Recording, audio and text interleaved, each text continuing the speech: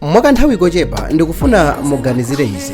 Mzinda wonse wa Johannesburg, Pretoria kapena mwina tingoyerekeza Cape Town, kapena mwina tiyankhule za Durban kaya New York ndi madera ena amene mmawadziwa kuti ali ndi nyumba zitali ali ndi ma foundation olimba komanso iwowa ndi otukuka. Nyumba zonse zikugwa, moto ukukwera kuchokera mmwamba ndipo kutentha kwake kutaposa kutentha kwa pamwamba pa dzuwa. Anthu onse ndikuferatu mosazindikirikanso kuti apa panali munthu kapena apa pafera munthu. Izitu sikuti zikhonzo kuchitika mu filimu, ayi, izi ndi zimene zingachitike ngati bomba limodzi la nyukiliya litaphulika. Masiku ano maiko ambiri pa dziko lapansi ali ndi zida izi, ndipo akatswiri ambiri amavomereza kuti ngati nkhondo ya nyukiliya itayamba palibe amene angapambane. Zingakhale zinthu zimene ndi kuwonongeka kwa mbali zonse ziwiri kapena mbali zonse zokhuzidwa. Lero tifotokoza mwasatane nkhani zakuti kodi zida za nyukiliya zimagwira ntchito bwanji, kodi chifukwa chiyani ndi zoopsa kwambiri, komanso kodi ndi maiko ati amene ali nazo, komanso nchifukwa chiyani zida zimenezi zimaopsedwa pa dziko lonse lapansi. Mu gawo 1 tiyeni tione nkhani yokuti kodi bomba la nyukiliya ndi chani. Dzina langa ndine Sam Mavita, tiyeni tikhale limodzi.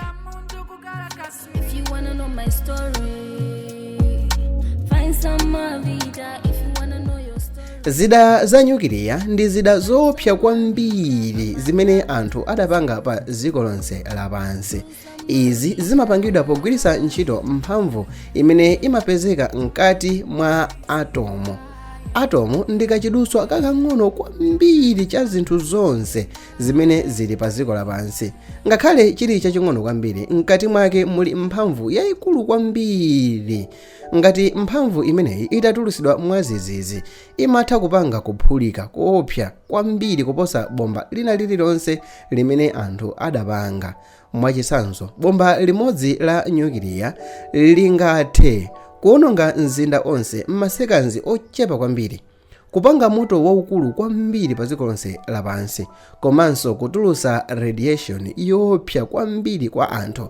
Radiation tiyankhule kuti ndi mpweya oyipa umene umakhala ndi poison, umene umakhala okhazikika mu mlengalenga kwa kanthawi ndithu. Apa tiyeni tione tsopano chinthu chimene chimachitika bomba la nyukiliya likaphulika. Bomba la nyukiliya likaphulika, zinthu zingapo zoopsa zimachitika nthawi imodzi. Choyamba chimakhala moto waukulu kwambiri umene tikhonza kutchula kuti fireball, umene umaoneka ngati chimpira chodzungulira umene umakwera kupita mmwamba. Kuphulikako kumapanga mpira waukulu wa moto wotchedwa fireball, ndipo kutentha kwake kumakhala kwakukulu kwambiri kuposa kutentha kwa pamwamba pa dzuwa. Kutentha kumeneko kungayambise moto ndipo kumayatsa moto makilomita ambiri kutali ndi malo amene aphulikawa. Chachiwiri kumachitika shockwave. Kuphulikako kumatulutsa mafunde amphamvu kwambiri amene amatchedwa kuti shockwave. Mafunde amenewa amatha kugwetsa nyumba, kuphwanya magalasi, kuponya magalimoto kutali. Chinthu chachitatu ndi radiation. Bomba ili la nyukiliya limatulutsanso radiation limene ndi ma-ray komanso zinthu ting'ono limene sitingathe kuona ndi maso. Radiation ndi yoopsa kwambiri chifukwa imatha kuwononga macells anthupi, amatha kuyambisa matenda a cancer, komanso amatha kupha anthu ngakhale patapita nthawi yayitali bombalo litachitika kale.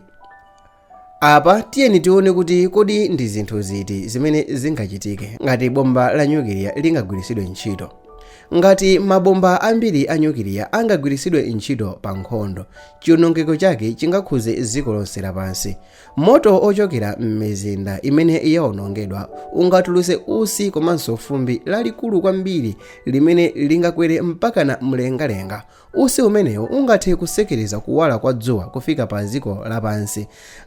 Ngati kuwala kwa dzuwa kwachepa, zomera sizingathe kupanga chakudya chawo. Mbali ya ulimi ikhoza kuwonongeka.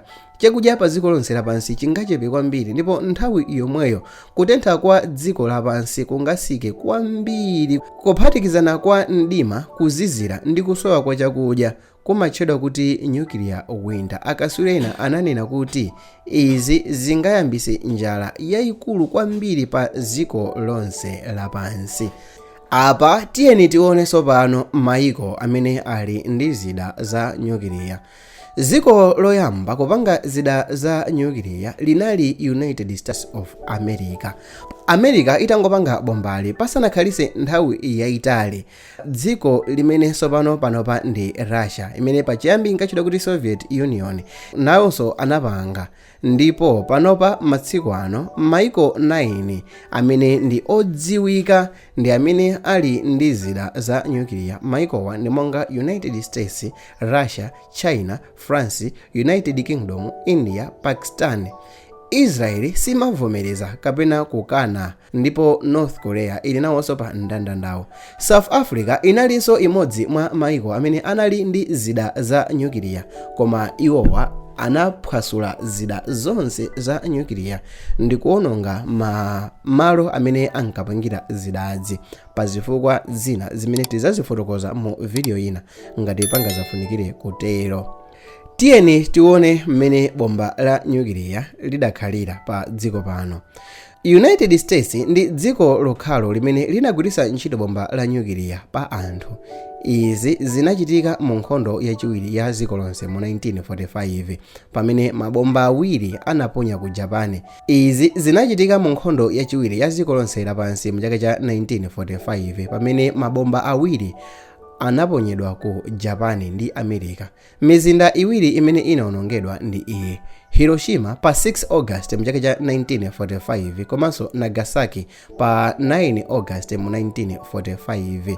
Anthu pafupifupi 100 mpaka na 200,000 anamwalira chifukwa cha kuphulika kwa mabomba a moto komanso radiation. Kuyambira nthawi imeneyo palibe bomba la nyukiliya limene lidagwiritsidwapo ntchito pa nkhondo. Apatu tikuyankhula kuti anthu okwana 100 mpaka na 200,000 anamwalira. Awa ndiku anthu onse, kuyambira asilikali, anthu okalamba komanso ana makanda, kuphatikizapo azimayi oyembekezera, onse anali chipere mu nthawi imeneyo. Masiku ano dziko la Russia lili ndi zida zambiri za nyukiliya kuposa dziko lina lililonse lapansi, ndipo United States imasatira. Russia ili ndi mabomba oposera 5,000 ndipo United States ili ndi mabomba amene ndi oposa 4,000 koma samafika 5,000. China ili ndi mabomba oposa 600, France ili ndi mabomba oposa 200, United Kingdom ili ndi mabomba oposa 200, ndipo maiko awiri okha, Russia ndi United States, ali ndi zida zambiri kuposa maiko ena onse pa dziko lapansi. Bomba lamphamvu kwambiri limene linagwesedwa pa dziko lapansi limatchedwa kuti tsar bomba, limene linapangidwa ndi Soviet Union. Bomba limeneli linali lamphamvu pafupifupi 3,000 times kuposa bomba limene linagwesedwa ku Hiroshima. Kuphulika kwake kunali koopsa kwambiri, ndipo mafunde akuphulikako anathyola mawindo a nyumba kutali kwambiri ndi malo amene linayeseredwa bomba limeneli. Komabe bomba limeneli linangoyesedwa basi, ndipo silinagwiritsidwe ntchito pa nkhondo ina iliyonse imene anthu akhala akumenyana. Pali mitundu iwiri yayikulu ya mabomba a nyukiliya, ndipo yoyamba ndi atomic bomb ndipo yachiwiri ndi hydrogen bomb. Atomic bomb imagwiritsidwa ntchito pogawanisa ma atom. Njira imeneyi imatchedwa nuclear fission. Asayansi amagawanisa ma atom a zinthu monga uranium 235. mphamvu yayikulu kwambiri imatuluka ndipo imayambisa chain reaction imene imapangisa kuphulika kwakukulu. Hydrogen bomb ndi bomba la mphamvu kwambiri kuposa atomic bomb. Iloli limagwira ntchito pogwirizanitsa ma atom a hydrogen pansi pakutentha ndi kuthitikana kwakukulu kwambiri. Njira imeneyi imatchedwa nuclear fusion. Hydrogen imene imagwiritsidwa ntchito mu bombayi imakhala mitundu yapadera ya hydrogen ndipo mitundu yake ndi deuterium komanso tritium. Akaphatikizana amatulusa mphamvu yayikulu kwambiri kuposa ya atomic bomb.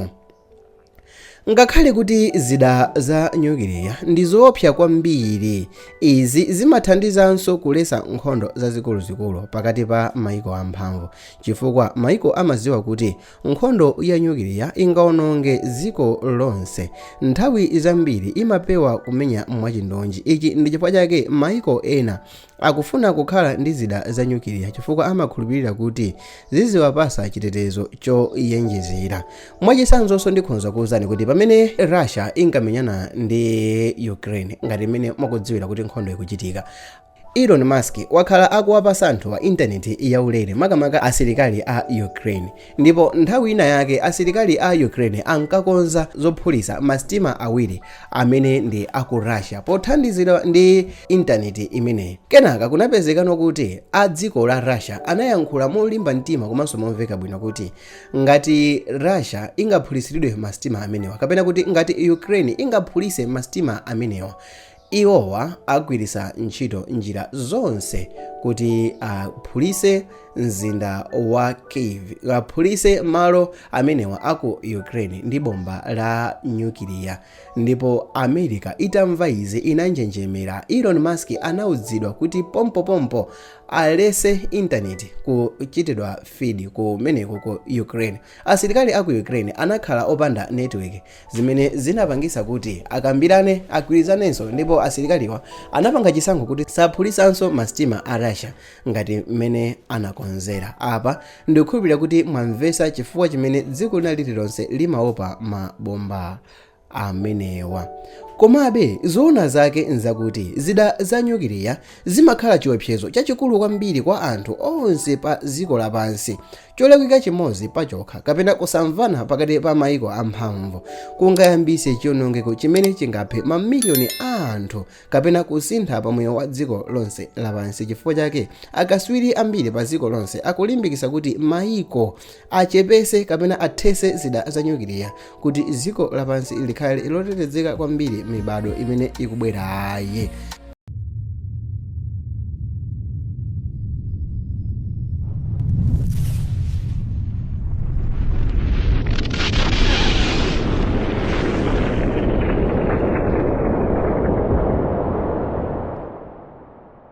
Dzina langa ndine Sam Mapita. Until I do the next video, for now, see you. Bye.